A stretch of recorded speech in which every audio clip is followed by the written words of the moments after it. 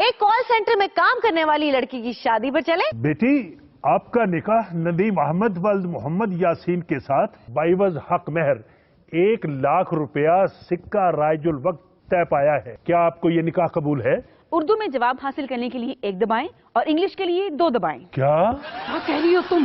یہ call centre نہیں ہے، تمہاری شادی ہو رہی ہے۔ سوری ماما۔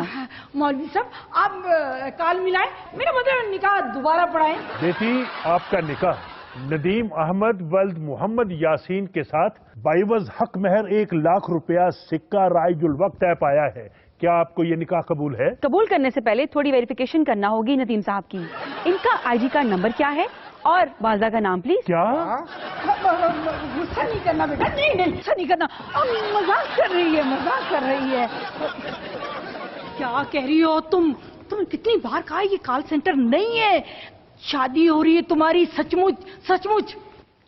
سوری ماما، مولوی صاحب آپ کسی دوسرے نمبر سے ٹرائی کریں، کال ضرور ملے گی نکاح والی۔ کیا اس بار جان بوجھ کے مذاق کیا تھا۔ شروع کریں مولوی صاحب، ورنہ پھر انگیج ملے گا۔ بیٹی، آپ کا نکاح ندیم احمد ولد محمد یاسین کے ساتھ بحق